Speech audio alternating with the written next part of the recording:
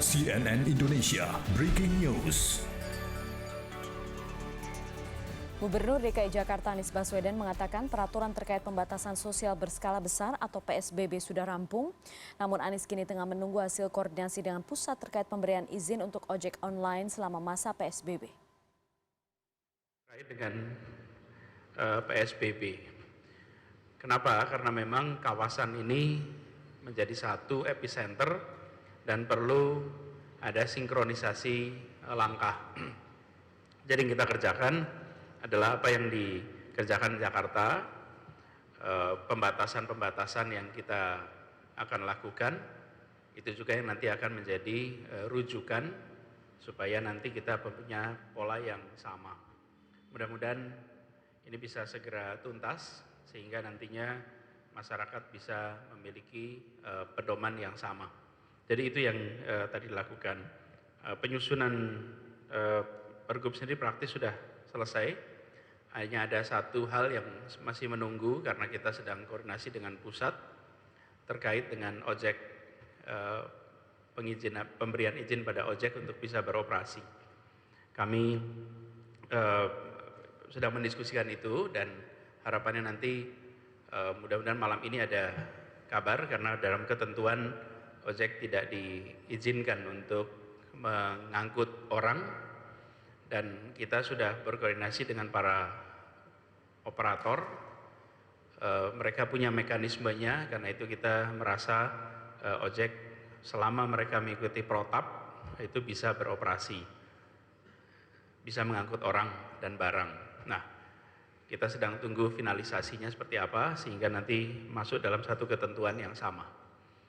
Itu perkembangan sore hari ini. Pandemi COVID-19 membuat perusahaan terpaksa merumahkan dan melakukan PHK karyawan. Di Jawa Barat ada 53.000 tenaga kerja terkena dampak COVID-19. Ari Supian, warga Batu Nunggal, Bandung, Jawa Barat, sudah seminggu tidak bekerja setelah dirumahkan oleh perusahaannya pada awal April lalu. Meskipun tidak terkena PHK, ia hanya akan menerima gaji pada April ini. Sedangkan bulan selanjutnya tidak digaji sampai waktu yang tidak ditentukan. Untuk tetap mendapat penghasilan, Ari berjualan masker kain yang sudah dilakukan sejak seminggu terakhir. Ia pun berharap mendapat bantuan dari pemerintah. Ya pengennya ya bener gitu, yang satu kakak ya kalau nggak salah, yang satu kakak 500.000. Ya itu semoga bener karena pasti semua orang butuh sih. Ditambah kita pengeluaran bulan depan tuh kayak udah puasa, lebaran itu pasti besar. Kayak sekarang lagi kondisi kayak gini, ya kita cari uang dari mana. Hal serupa juga dialami Diki Gumilar, warga Batu Nunggal, Bandung. Pria yang bekerja di bagian keamanan di salah satu perusahaan di Bandung ini sejak 2 bulan terakhir kehilangan penghasilan karena terkena PHK. Untuk menyambung hidup, Diki bekerja paruh waktu di tempat fotokopi milik tetangganya. Harapannya sih harus ada bantuan gitu kan, ini banyak yang dampaknya juga sama orang-orang kecil seperti saya gitu. Jadi pingin ada bantuan dari pemerintah juga gitu kan. Dinas Tenaga Kerja dan Transmigrasi Provinsi Jawa Barat mengungkapkan 53.000 tenaga kerja dan buruh di Jawa Barat terkena dampak pandemi virus corona. Dari jumlah tersebut, 5.000 orang terkena PHK, yakni di Bekasi 1.651 orang, di Karawang 749 orang, dan di Bandung 500 orang. Sementara itu 48.000 orang dirumahkan tanpa digaji, yaitu di Bekasi 3.900 orang, di Cimahi 1.122 orang, dan di Sukabumi 2.113 orang. Untuk mengatasi hal ini, pemerintah saat ini mengklaim sedang mendata karyawan dan buruh yang terkena dampak.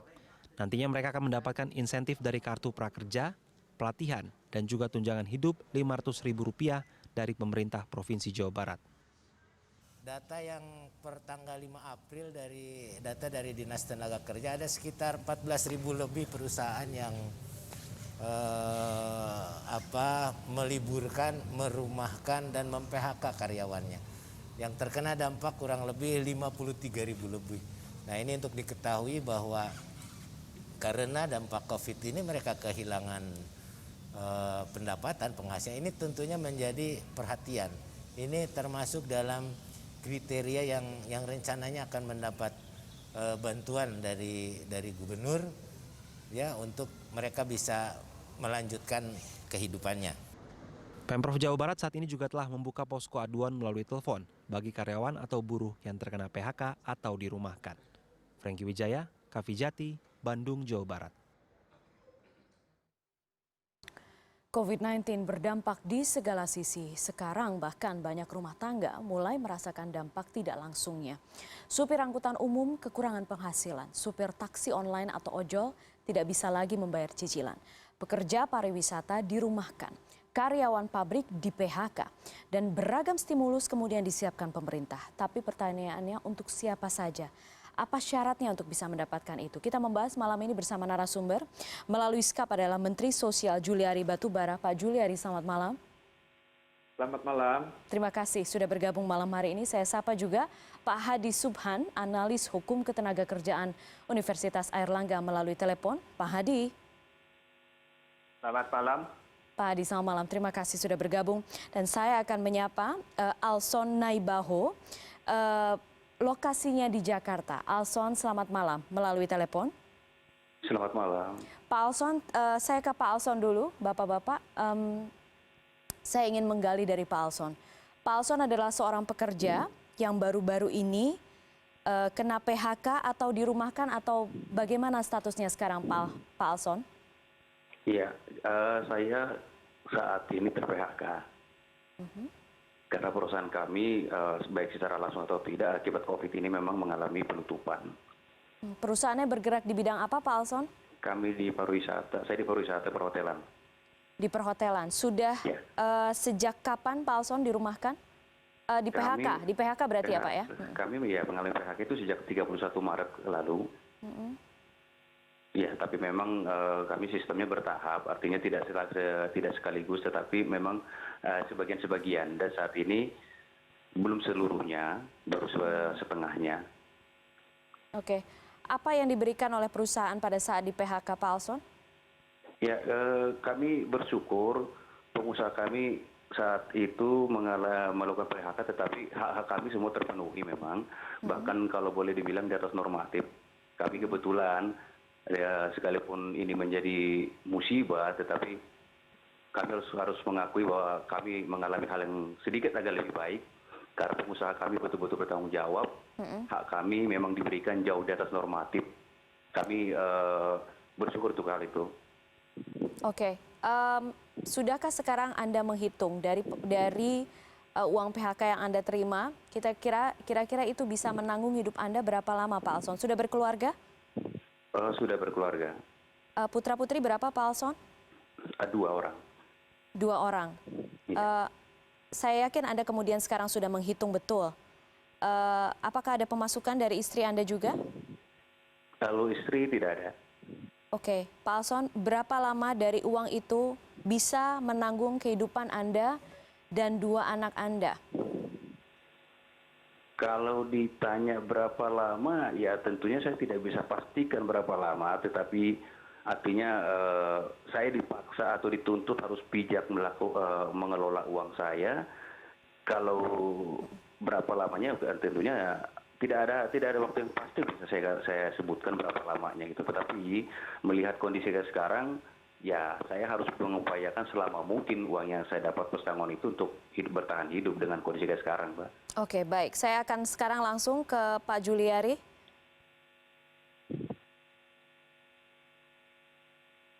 Ya. Ya, Pak Juliari. Ya. Ya, Pak Juliari, terima kasih atas waktu Anda. Pak Juliari, itu baru satu dari sekian banyak orang yang kemudian merasakan dampak tidak langsung dari COVID-19 ini. Pemerintah sudah menyiapkan stimulus, termasuk bantuan sembako senilai 600 ribu per bulan untuk 3 bulan. Skemanya seperti apa, Pak Juliari? Bisa disampaikan kepada kami supaya jelas. Ya, jadi stimulus di perlindungan sosial atau di social safety net ini memang ada beberapa ragam. Yang pertama mungkin saya agak jelaskan sedikit, artinya untuk penduduk atau warga yang masyarakat yang paling miskin yang memang selama ini sudah mendapatkan program-program bansos seperti PKH, kartu sembako, ini kami harus amankan dulu. Artinya kami naikkan besarannya dan juga untuk kartu sembako, bahkan kami naikkan jumlah penerimanya dari 15,2 juta keluarga sampai 20 juta keluarga. Ini adalah yang di kondisi normal saja mereka sudah miskin, apalagi di kondisi yang abnormal seperti sekarang, pasti dia akan lebih miskin lagi. COVID-19 ini bukan hanya bencana kesehatan ya, tapi ini juga bencana ekonomi buat sebagian besar orang. Di luar yang program reguler, pemerintah meluncurkan beberapa stimulus pemerintah pusat. Yang pertama, untuk di wilayah Jabodetabek 3 bulan ke depan ini sedang dalam tahap finalisasi, karena memang ini kami harus melakukan realokasi anggaran. Bahkan kami juga punya anggaran yang tidak pernah dipersiapkan untuk bencana seperti skala seperti COVID-19 ini, sehingga harus menunggu tambahan anggaran dari Kementerian Keuangan. Tapi ini sedang berproses, tapi kami harapkan di akhir bulan April ini yang untuk paket sembako untuk sekitar 1,8 juta keluarga di Jakarta, Bogor, Depok, Tangerang, Bekasi sudah bisa kita luncurkan selama 3 bulan. Per keluarga mendapatkan paket sembako senilai 600.000 per bulannya. Itu akan dibagikan di tingkat apa ya, Pak? Kalau dari kami berharap agar bisa langsung diberikan langsung ke rumah-rumah, karena datanya kan pasti akan lengkap, by name, by address, by NIK begitu ya. Tapi kita lihat nanti yang paling realistisnya seperti apa. Prinsipnya tentunya kita tidak ingin mekanisme penyalurannya itu mengakibatkan ada kerumunan orang. Kemudian yang di luar penerima paket sembako Jabodetabek ini, sebelum itu mungkin saya harus pastikan bahwa yang penerima paket sembako ini adalah bukan penerima PKH dan bukan penerima kartu sembako. Jadi di luar itu. Nah, kemudian di luar yang Jabodetabek, juga di luar yang penerima PKH dan kartu sembako, Presiden sudah memutuskan 2 hari yang lalu untuk sekitar 9 juta keluarga nasional itu akan diberikan bantuan langsung tunai senilai 600.000 juga per bulan untuk 3 bulan. Tentunya ini prosesnya harus kami koordinasikan dengan Pemda-Pemda, karena kami juga tidak ingin nanti masalah pendataannya jadi masalah, dan juga penyalurannya juga kami prinsipnya tidak ingin menciptakan kerumunan baru. Di luar program-program yang tadi saya sebutkan yang dikendalikan oleh Kementerian Sosial, ada juga kartu prakerja yang dijalankan oleh Kemenko Perekonomian untuk 5,6 juta pekerja, khususnya pekerja-pekerja yang belum dapat pekerjaan, atau khususnya lagi karena COVID-19 ini mengalami PHK. Itu adalah bentuk-bentuk program social safety net yang sifatnya cash ataupun barang. Dan di luar itu ada juga seperti diskon atau subsidi listrik 50% untuk 450 sampai 900 yang non cash begitu. Pak Juliari, banyak yang mengkhawatirkan, termasuk kami di sini sebagai media, kami mengkhawatirkan ini konsepnya bagus karena pemerintah ingin menunjukkan kehadiran mereka dan ingin menunjukkan bahwa kita semua saling bantu, kita semua saling support. Tapi saya terutama tidak bisa membayangkan bagaimana nanti konkretnya di lapangan, apalagi soal pendataan. Sepertinya kekhawatiran kita sama ini, Pak. Soal pendataan, bagaimana itu kemudian tidak ada monopoli, tidak ada yang berupaya untuk mendapatkan semuanya, nggak ada yang kemaruk. Nah ini memastikan ini bagaimana sekarang Pak Juliari? Sampai ke bawah, itu kan PR-nya tuh sekarang. Khawatir pasti, tapi kita tidak boleh sibuk khawatir sehingga tidak melakukan apa-apa. Ya, yang pasti pertama adalah kami berkoordinasi dan juga bersepakat nantinya dengan setiap pemerintah daerah, karena mereka yang menguasai atau wilayah tersebut mereka lebih tahu, sehingga tidak ada keluarga yang bertumpuk-tumpuk mendapatkan bantuan. Kami di Kementerian Sosial punya data terpadu kesejahteraan sosial yang valid, yang memang sudah digunakan untuk PKH, kartu sembako, subsidi listrik, BPJS Kesehatan, itu semua dari sana semua datanya. Nanti akan kami kombinasikan data tersebut dengan tentunya data-data yang di luar itu yang dimiliki oleh Pemda-Pemda. Sehingga di lapangannya kita berharap agar tidak ada penumpukan bantuan antara satu keluarga dengan keluarga yang lain. Tapi di luar itu yang kami sampaikan tadi adalah itu semua program dari pemerintah pusat. Kami juga sudah minta kepada pemerintah daerah juga ikut untuk intervensi.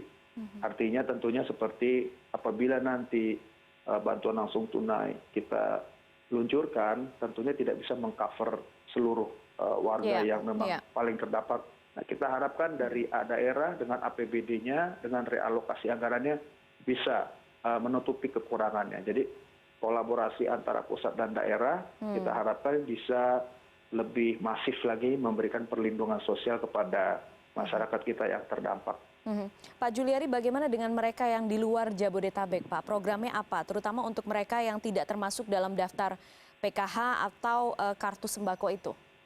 Tadi saya sudah sampaikan yang di luar Jabodetabek itu akan ada bantuan langsung tunai. Ya, ini di luar Jabodetabek yang nilainya 600.000 selama 3 bulan. Nah, tentunya jumlahnya tidak bisa ideal karena juga ada keterbatasan dalam penganggaran kami dan kita kan tidak tahu sampai berapa lama pandemi global COVID-19 ini berlangsung. Banyak sekali prediksi atau proyeksi, tapi kan itu semua tidak bisa dijadikan patokan yang pasti. Oleh karena itu kami berharap peran dari pemerintah daerah dengan anggaran-anggaran yang mereka miliki, dengan realokasi anggaran bisa juga ikut menambah program-program bansos yang sudah dilakukan oleh pemerintah pusat tersebut. Pak Juliari, mungkin Anda tadi sempat mengikuti ada satu narasumber melalui telepon. Dia saat ini statusnya sudah di PHK. Mungkin Pak Alson, mungkin ada yang ingin disampaikan kepada Menteri Sosial, Pak Alson? Atau ada yang ingin ditanyakan? Ya, jadi begini, kalau kami ini kan pekerja ter-PHK, artinya betul tadi dikatakan bahwa program pemerintah memang baik. Ya, tapi pertanyaannya adalah bagaimana implementasi di lapangannya kan itu. Ya, jadi ketika si karyawan ter-PHK, perusahaannya tutup. Kemana dia mengadu untuk mendapatkan katakan kebijakan dari pemerintah itu. Sementara saat ini DKI, PSBB sudah berlaku. Kami ini pasif, buru-buru ini.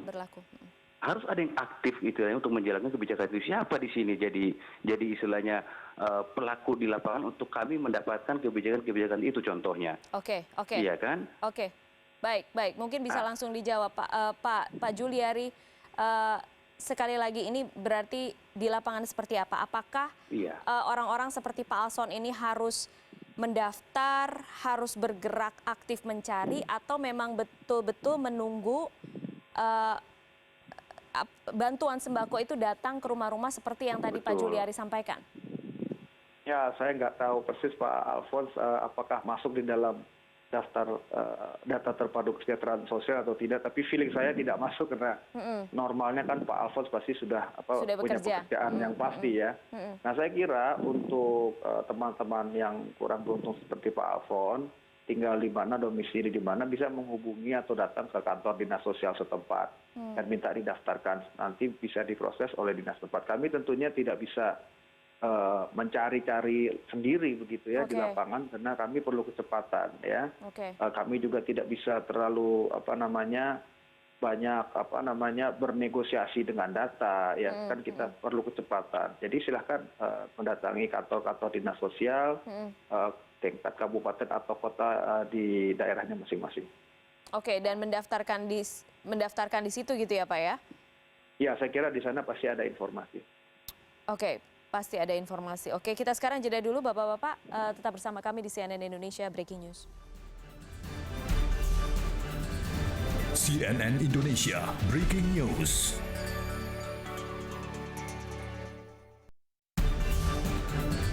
CNN Indonesia Breaking News. Anda kembali bersama kami di CNN Indonesia Breaking News. Saya akan menyapa Pak Hadi Subhan. Pak Hadi. Ya, Pak Hadi, kalau misalnya Anda mengikuti perbincangan kami di segmen 1 tadi, apa yang sekarang menjadi kekhawatiran Anda dan yang harus betul-betul disiapkan, dipertimbangkan pemerintah sekarang? Yang pertama tentu terkait dengan tadi yang narasumber pertama mengenai korban PHK. Ya, Pak Alson. Ini regulasi kita belum menjangkau ke arah sana karena undang-undang ketenagakerjaan itu tentu tidak memasukkan keadaan yang memang tidak pernah diprediksi oleh siapapun saat sekarang gitu. Memang di Undang-Undang 13 misalnya orang di PHK harus diberi pesangon dan alasannya juga harus jelas. Orang dirumahkan ya, memang istilah dirumahkan itu ada di Surat Edaran Menaker tahun 98. Itu pun harus dibayar begitu. Karena itu yang harus dilakukan pemerintah ini adalah menggantikan peran pengusaha untuk mengcover kebutuhan tadi itu. Karena meskipun itu dibebankan pengusaha, pengusaha pasti tidak akan mampu. Bagaimana mungkin dia mau membayar pekerja yang dirumahkan, orang pekerja yang lain semuanya stop operasi semua. Bagaimana mau membayar PHK, orang perusahaannya juga stop dan itu tidak pernah diprediksi sebelumnya. Jadi program pemerintah yang harus disiapkan adalah memberikan stimulus kepada korban-korban PHK yang dalam bentuk langsung, misalnya kayak bantuan tunai yang tadi disebutkan untuk beberapa keluarga ini juga harus menyasar kepada para korban-korban PHK atau pekerja yang sementara dirumahkan. Sehingga kemarin yang pemerintah meluncurkan kartu prakerja itu tidak signifikan untuk sekarang. Itu kan tujuannya untuk memberikan peningkatan kompetensi. Bagaimana mau bekerja, kompetensinya ditingkatkan, orang perusahaannya tutup begitu. Jadi jangan sampai salah sasaran. Toh anggaran bisa diubah atau direlokasi atau refocusing gitu begitu. Itu menurut saya demikian. Oke, tapi kalau misalnya sekarang kan bagaimanapun sudah ada bantuannya sudah disiapkan Jabodetabek dan juga luar Jabodetabek. Yang mesti harus betul-betul dijaga sekarang apa sebenarnya Pak Hadi? Ya, adalah tentang efektivitas dari program yang disampaikan pemerintah. Kita seperti yang kita ketahui selama ini semua data itu sangat lemah sekali. Data orang miskin, data orang bekerja, data orang di PHK itu sangat lemah sekali karena koordinasi antara daerah dengan pusat juga sebelum ini juga tidak bagus begitu. Apalagi sekarang dengan undang-undang pemerintahan daerah yang baru, Undang-Undang 23, pengawasan ketenagakerjaan itu ditarik ke tingkat provinsi itu tambah jauh dari fakta yang ada di masyarakat. Itu yang dikhawatirkan adalah tidak efektifnya program-program yang akan disampaikan pemerintah. Tadi Pak Menteri menyampaikan daripada kita takut melakukan sesuatu yang salah, sekarang apa yang bisa dilakukan itu memang iya, tetapi juga harus dikoreksi ke dalam bahwa hal itu harus dibenahi begitu. Jadi jangan setiap kali ada satu masalah itu sifatnya reaktif terus. Oke. Pak Juliari masih bersama kami? Ya. Oke, Pak Juliari, mungkin Anda mau menanggapi soal itu, kekhawatiran dan apa yang harus dijaga tadi masukan dari Pak Hadi. Ya, nggak masalah. Artinya setiap program pemerintah itu pasti ada yang pro, ada yang kontra. Tapi harap diingat bahwa pemerintah juga harus bergerak cepat dengan segala keterbatasan yang ada. Tidak hanya pemerintah Indonesia, negara seadikdaya seperti Amerika saja tidak siap menerima bencana sebesar COVID-19 ini. Jadi tentunya dengan segala keterbatasan, apa yang disampaikan, data segala macam, ya kami tentunya akan berupaya untuk memperbaikinya. Tapi di tengah-tengah situasi yang sangat genting seperti ini, kami harus melakukan sesuatu dengan apa yang kami punya. Saya kira itu yang ditunggu oleh masyarakat, tidak dalam bentuk terlalu panjang diskusi, terlalu mempersoalkan data, tapi akhirnya nanti semuanya terlambat. Dan tentunya hampir seluruh pemerintah di dunia ini semua reaktif terhadap COVID ini. Tidak ada yang sudah benar-benar memiliki satu protokol yang baku untuk menghadapi pandemi global seperti COVID-19 ini. Jadi kita tidak usah berkecil hati. Kemudian tentunya kami berharap kolaborasi antara pemerintah pusat dan pemerintah daerah. Dan jangan lupa, kita juga berharap dari masyarakat. Artinya semua sebagian besar pasti terdampak. Tapi tidak semua kadar keseriusan terdampaknya sama. Ada saudara-saudara tetangga kita mungkin di sekitar kita yang memang memiliki dikaruniai kondisi ekonomi yang lebih, saya kira itu juga bisa. Kita kan bangsa Indonesia, bangsa yang bergotong royong, kemudian kita juga bangsa yang sangat generous, murah hati. Jadi kolaborasi ini semua, pemerintah pusat tentunya bertanggung jawab, ditambah pemerintah daerah dan juga sektor swasta, individu-individu yang memang memiliki kemampuan. Jadi semuanya kalau turun ke saudara-saudara kita yang terdampak, saya yakin, kami yakin kita bisa akan melalui bencana ini dengan lebih cepat. Oke, Pak Juliari, tapi kalau misalnya melihat sekarang banyak yang mengatakan bahwa memang nilai gotong royong dimiliki Indonesia dan kemanusiaan, generosity itu sangat-sangat diuji saat-saat ini gitu ya Pak. Kalau misalnya yang Anda lihat begini, kalau misalnya katakanlah sekarang pemerintah sudah menyiapkan untuk 3 bulan dan generosity kita juga sudah disiapkan untuk 3 bulan itu. Tapi misalnya ini semua belum berakhir, lalu apa yang harus dilakukan? Kita harus bagaimana? Kita maksudnya? Kita maksudnya kita semua, masyarakat ini. Ya tentunya tanggung jawab kewajiban dari pemerintah itu juga melindungi segenap warga negara. Ya tentunya dengan segala apa yang kita miliki, ya sampai habis-habisan kita harus dan akan lakukan yang terbaik untuk melindungi warga negaranya. Saya kira itu, Pak. Oke, baik. Pak Juliari Batubara, Menteri Sosial, terima kasih malam hari ini sudah bergabung di CNN Indonesia Breaking News. Terima kasih, Pak Juliari. Ya, dan saya juga akan langsung melanjutkan pembicaraan. Saya kembali ke Pak Alson. Pak Alson, ya. Pak Alson, untuk saat ini sebenarnya kalau misalnya dilihat, kan prediksinya pemerintah siapkan untuk 3 bulan. Sekalipun tadi sudah disampaikan oleh Pak Juliari, kemungkinan besar mungkin nama Anda belum masuk ke dalam daftar data terpadu kesejahteraan sosial. Apakah Anda akan mengupayakan itu Pak Alson atau Anda berupaya dulu sekuat tenaga sebelum akhirnya mendaftarkan diri di DTKS itu? Iya. Jadi gini Mbak, kalau saya sih gini, saya sebagai pekerja, kita konteks kita kan saat ini bicara pekerja yang di PHK tuh dirumahkan kan itu kan. Nah persoalannya kan begini, ini kan juga variatif, ada yang dirumahkan tidak dibayar, ada yang di PHK juga tidak dibayar, ya kan. Kalau saya bilang sekali lagi, saya ada dalam posisi diuntungkan, saya dibayar, bahkan di atas normatif lah kalau saya bilang pengusaha kami cukup baik. Tetapi kan pemerintah juga harus peka berapa ribu saat ini, berapa ratus perusahaan yang melakukan pemutusan hubungan kerja atau merumahkan karyawannya yang tidak dibayar. Nah ketika tadi ada kebijakan, pemerintah tentunya juga punya tanggung jawab, ini harus tepat sasaran. Sosialisasinya juga harus masuk kepada para pekerja kan itu kan. Ada hal yang bisa ditempuh kalau menurut saya adalah begini. Sekarang ini bisa tidak dituntut kejujuran pengusaha bahwa dia melakukan PHK tanpa membayar, dia melakukan merumahkan karyawannya tanpa membayar, karena inilah sumber yang paling valid sebenarnya. Data kita di Disnaker, nggak boleh kita bahas, nggak akan dapat.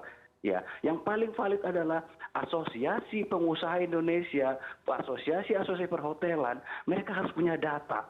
Berapa hotel yang merumahkan karyawannya, berapa hotel yang mem-PHK karena tanpa dibayar. Inilah supaya kita tidak mencari kesalahan siapa yang salah, siapa yang ini kan gitu kan. Supaya kita dapat data, supaya kebijakan tadi, bantuan pemerintahan tadi tepat sasaran. Oke, Pak Alson, Anda beberapa kali mengatakan Anda cukup beruntung mendapatkan bayaran yang cukup dari perusahaan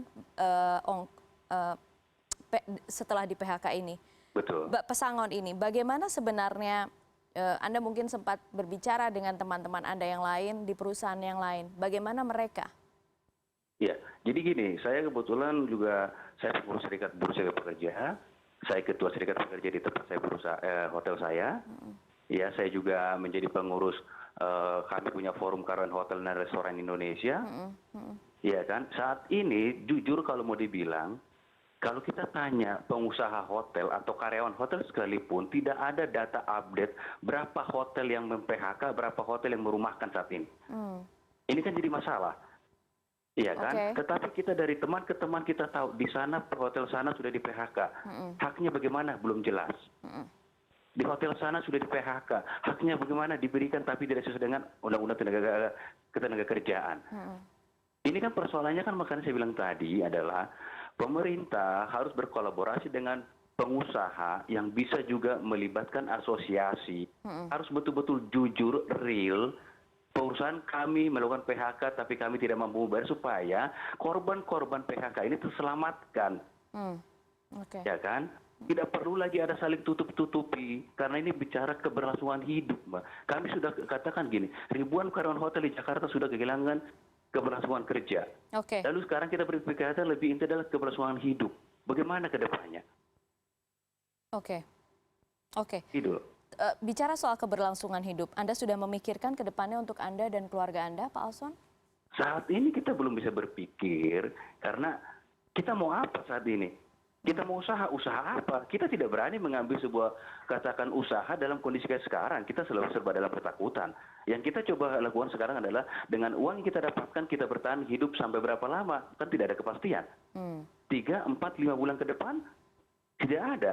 Artinya uang ini pun saya tidak bisa berpikir mau jadi apa, mau lamar kerja. Tidak ada lagi lamaran kerja untuk saat ini kan. Yang bisa adalah ya bertahan hidup.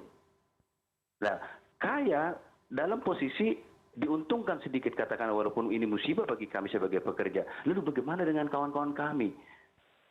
Iya kan? Hotel kami di sebelah sana juga ada yang kerja 3 hari, tidak kerja 4 hari. Apakah cukup untuk kehidupannya dia? Kan nggak cukup juga. Oke, baik Pak Alson. Saya hanya bisa menyampaikan terima kasih karena sudah bersedia berbagi malam hari ini di CNN Indonesia, Pak Alson.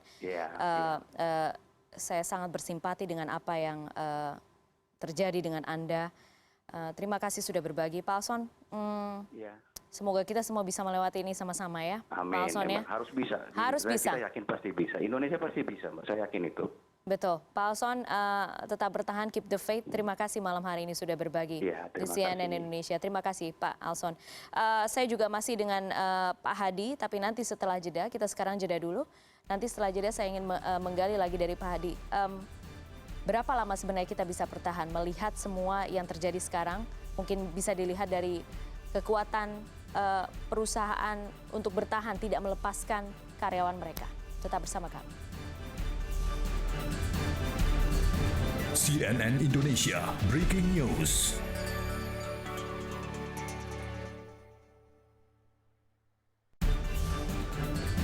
CNN Indonesia Breaking News. Pemerintah Provinsi Jawa Timur akan memberikan stimulus fiskal dan keringanan pajak bagi perusahaan yang terkena dampak COVID-19. Ini dilakukan untuk menekan dampak sosial ekonomi akibat pandemi COVID-19. Pemprov Jatim mencatat jumlah PHK di Jatim mencapai hampir 2.000 orang dari 29 perusahaan, sementara karyawan yang dirumahkan mencapai lebih dari 16.000 orang. Beberapa perusahaan ini tersebar di antaranya di Banyuwangi, Jombang, Gresik, Lamongan, Ngawi, Kota Blitar, dan Kota Batu. Mayoritas perusahaan yang mengambil kebijakan pengurangan karyawan adalah sektor perhotelan dan pariwisata. Sejak dinyatakan sebagai zona merah, sektor ini sepi dan membuat tingkat hunian merosot tajam. Sementara terkait tunjangan hari raya atau THR sampai saat ini terus dibahas oleh Kementerian Ketenagakerjaan apakah akan ditunda atau tetap diberikan. Masih terus mendata sampai hari ini berapa, sampai tanggal 7 April banyaknya itu yang dirumahkan. Jadi belum PHK dan kita harapkan tidak sampai terjadi PHK. Jadi dirumahkan, tetapi dirumahkan. Pak Hadi Subhan masih bersama kami melalui telepon, analis hukum ketenagakerjaan Universitas Airlangga.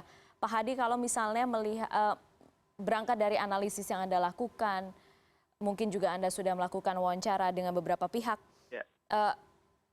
Akan berapa lama sebenarnya kemampuan perusahaan-perusahaan itu untuk bisa menahan karyawan, untuk tidak melepaskan karyawan saat ini, Pak Hadi? Atau akan semakin sulit ke depannya?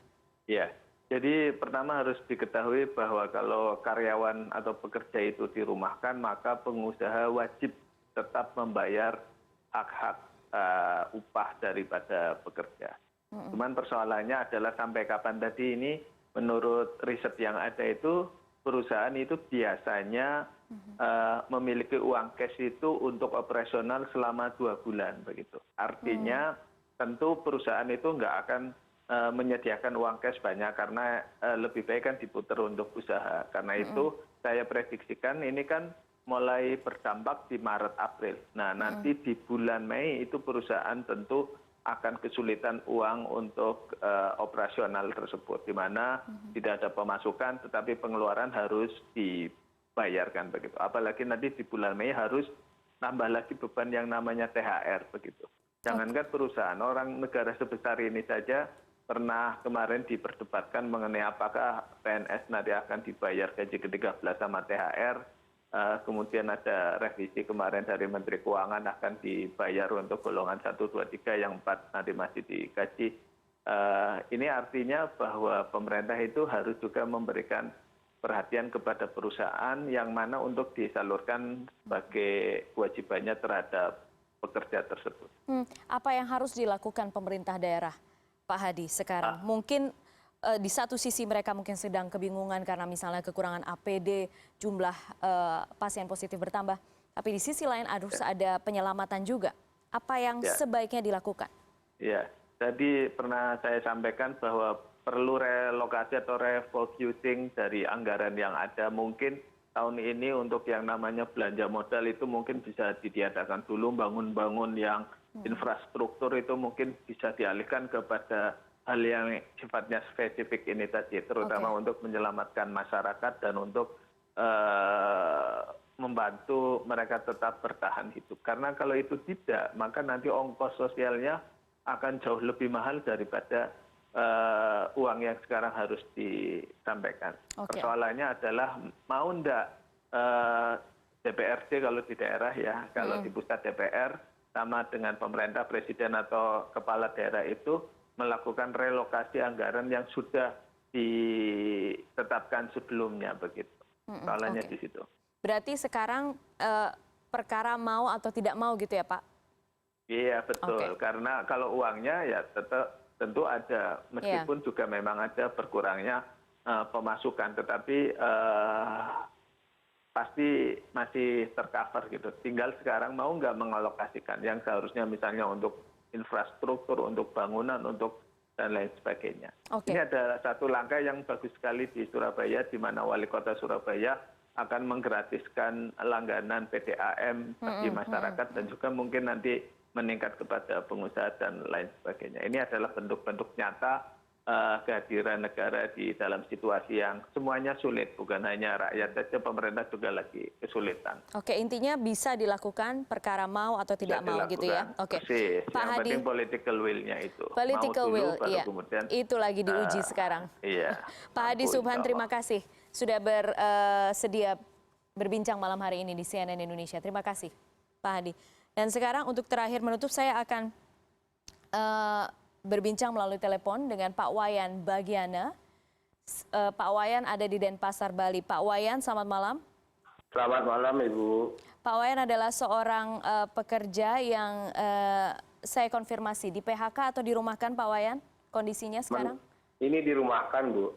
Dirumahkan, artinya masih menerima uang atau tidak sama sekali? Tidak sama sekali. Tidak sama sekali. Pak Wayan sebelumnya bekerja di mana, Pak Wayan? Di bidang apa? Saya di bidang advertising, Bu. Sudah dirumahkan sejak kapan, Pak Wayan? Sudah 1,5 bulan. 1,5 bulan. Itu memang sama sekali sudah tidak ada klien, sama sekali tidak ada kegiatan? Iya. Bagaimana ketika pertama kali Pak Wayan bertemu dengan bagian HRD gitu, kemudian dijelaskan bahwa harus dirumahkan dan lain sebagainya? Iya. Pertama juga bingung jadinya, Ibu. Ya, kondisi seperti ini, kita pekerja swasta, tabungan juga tidak seberapa.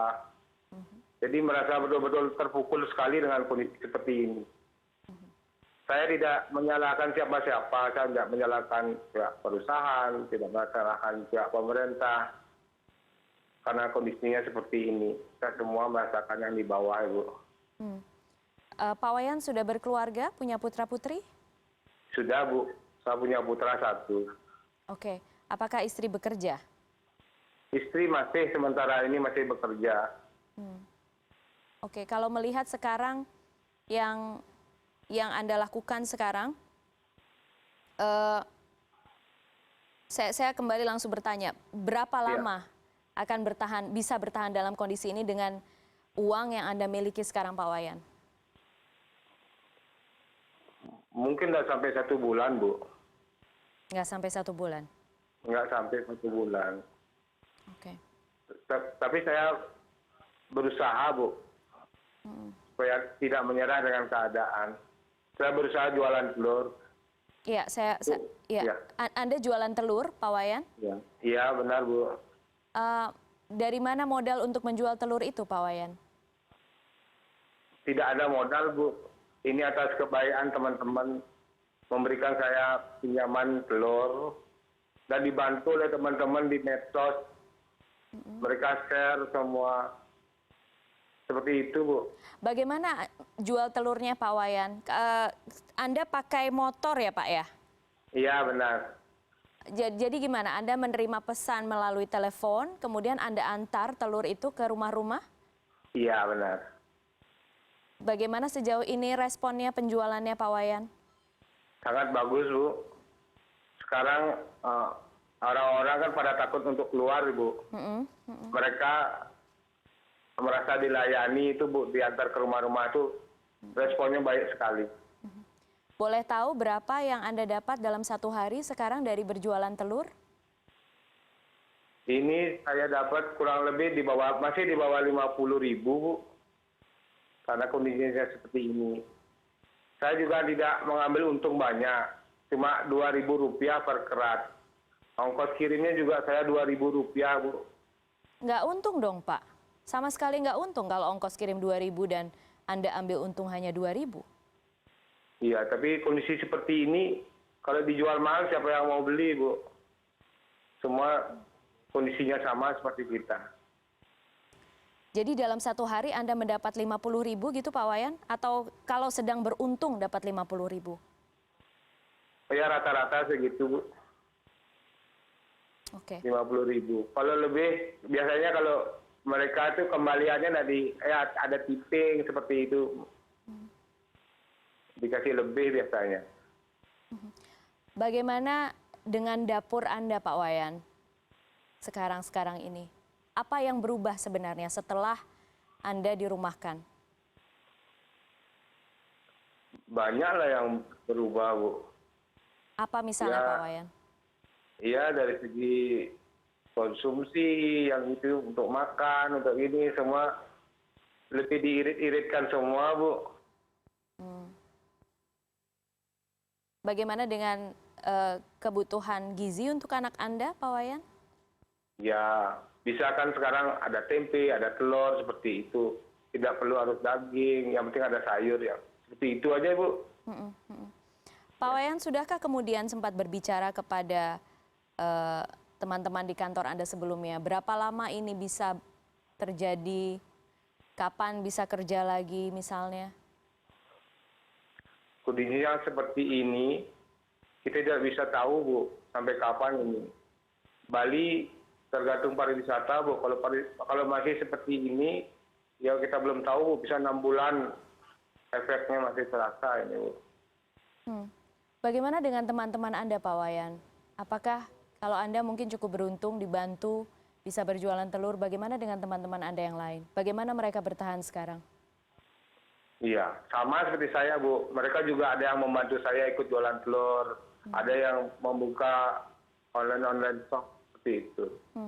Pak Wayan, ada rencana bantuan dari pemerintah berupa BLT, bantuan langsung tunai. Apakah Anda sudah mengikuti informasi soal ini? Belum, Ibu. Belum. Tapi memang harus mereka yang terdaftar di data terpadu kesejahteraan sosial. Kalau misalnya belum ada, harus mendaftar dulu. Anda tertarik untuk mendaftar, Pak Wayan? Tertarik, Bu. Terima kasih atas perhatian pemerintah kalau memang ada seperti itu. Oke. Pak Wayan, Anda masih berapa lama ini akan melakukan yang sekarang Anda lakukan ini?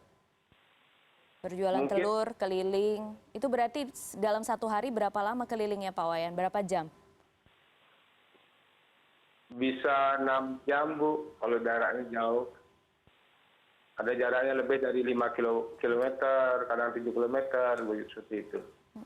Sampai kapan, Pak Wayan, kira-kira Anda mampu dan mau untuk melakukan ini? Iya, karena ini saya harus menghidupi keluarga saya, Bu, sampai kapanpun akan saya lakukan. Ataukah Anda juga sedang melihat potensi lain yang bisa Anda kerjakan? Ya, mungkin ini akan saya kembangkan, Bu. Mungkin dari telur saya tambahkan ke sembako, beras, sayur, ikan. Sistemnya pesan antar seperti itu, Bu. Oke, baik. Pak Wayan Bagiana, terima kasih sudah mau berbagi, Pak, malam hari ini di CNN Indonesia ya, Pak. Iya, terima kasih, Bu. Pak Wayan, semangat terus ya, Pak. Terima kasih, Bu. Iya, tetap semangat. Oke, Bapak. Terima kasih. Dan kita sekarang jeda dulu. Tetap di CNN Indonesia. CNN Indonesia Breaking News.